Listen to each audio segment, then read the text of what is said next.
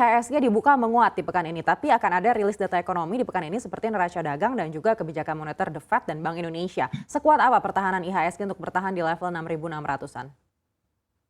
Hari ini sih kelihatannya cukup bertahan ya, walaupun LQ45 kita bergeraknya flat ya.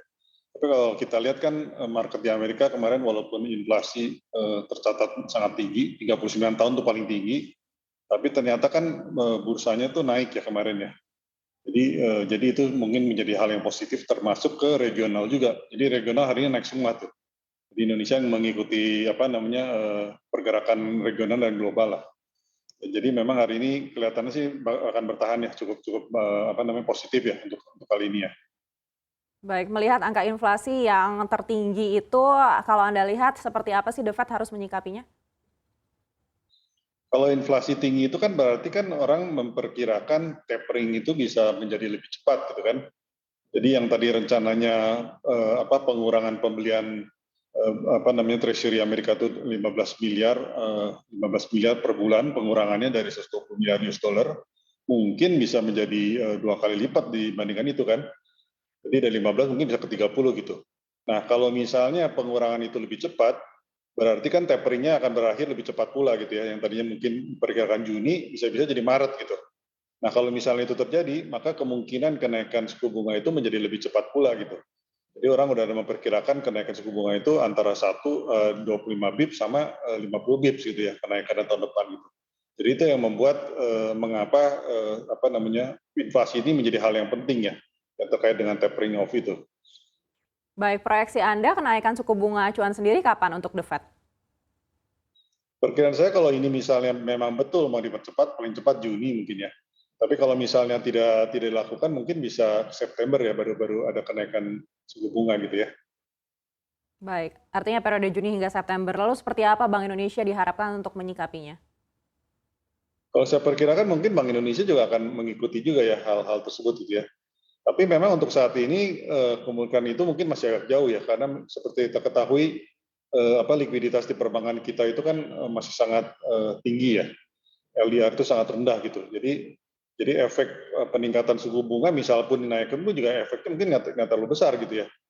Nah itu makanya kenapa agak berbeda kondisinya dengan di Amerika gitu. Karena inflasi kita itu masih tercatat juga cukup rendah ya sampai saat ini ya. Salah satunya mungkin adanya harga BBM ya yang belum naik kan sampai saat ini ya.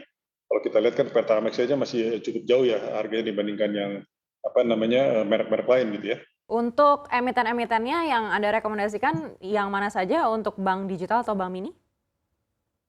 Kalau bank digital beberapa yang saya lihat eksekusinya cukup cepat gitu ya. Salah satunya mungkin BBYB ya, yang Commerce Bank ya, yang penambahan dari usernya itu cukup pesat ya dibandingkan yang lain gitu ya. Dan kemudian juga saya tertarik dengan mungkin Bank Raya Indonesia Agro yang mereka melakukan right issue setelah mereka melakukan provisi yang cukup besar ya. Jadi kualitas kredit yang lama-lama itu yang nggak begitu bagus mereka provisikan sehingga mereka mengalami kerugian yang cukup besar tahun ini khususnya 9 month itu rugi 1,8 triliun. Tapi itu juga berarti ke depannya itu mungkin tidak banyak lagi ya provisi yang harus dilakukan untuk kredit-kredit lama yang mungkin kualitas kreditnya nggak begitu bagus gitu ya. Jadi memang ada komitmen juga dari BRI yang baru saja berhasil melakukan right issue yang jumbo yang besar itu berhasil. Nah, mereka cukup komit ya untuk perkembangan agro ini, peningkatan modalnya khususnya ya. Untuk bank besar mungkin beberapa bank yang valuasinya masih menarik, menurut saya paling menarik sih mungkin BTN dengan BNI ya, yang valuasinya mungkin lebih murah dibandingkan yang lain. Tapi itu juga saya lihat ketiga bank lainnya juga seperti Mandiri, BRI maupun BCA juga cukup menarik ya saat ini ya. Harganya kan belum terjadi peningkatan juga ya setelah sempat mendapatkan peningkatan harga ya beberapa waktu yang lalu ya.